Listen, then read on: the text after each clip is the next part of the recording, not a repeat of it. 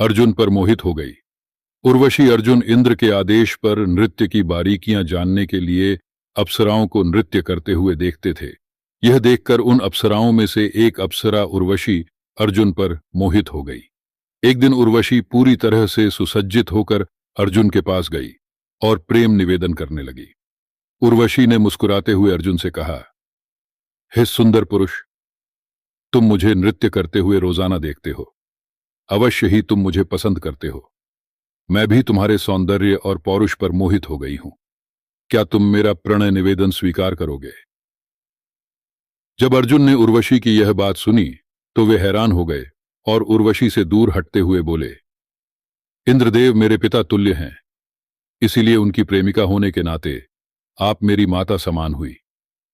कोई पुरुष अपनी माता तुल्य स्त्री से ऐसी बात नहीं कर सकता। आपको कोई भूल हुई है। मैंने कभी आपको काम वासना की दृष्टि से नहीं देखा। अर्जुन की बात सुनकर उर्वशी ने दिया शाप। अर्जुन के मुख से खुद के लिए माता सुनकर उर्वशी को अपमान की अनुभूति हुई।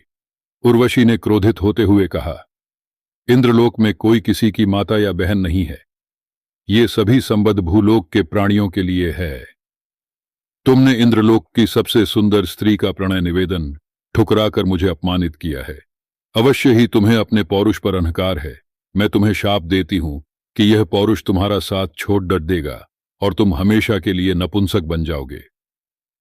उर्वशी का दिया ऐसा शाप सुनकर अर्जुन ने हाथ जोड़कर उनसे क्षमा मांगी, लेकिन उर्वशी अपनी बात पर टिकी रही। इंद्र ने अर्जुन को समझाया शाप का महत्व। अर्जुन ने उर्वशी से मिले शाप की कहानी इंद्र को बताई। इंद्र ने अर्जुन से कहा, उर्वशी के दिए शाप को मैं पूरी तरह से बदल नहीं सकता, लेकिन मैं तुम्हारे लिए इतना कर सकता हूं कि तुम अपने जीवन के किसी एक वर्ष में नपुंसक बन जाओगे, और यह एक वर्ष तुम अपनी मर्जी से चुन सकते हो। अर्जुन, यह शाप तुम्हारे लिए एक वरदान की तरह काम करेगा, और एक वर्ष के अज्ञातवास में नपुंसक बने रहने से किसी को भी तुम पर संदेह नहीं होगा। एक वर्ष बाद तुम्हें अपना पुरुषत्व वापस मिल जाएगा।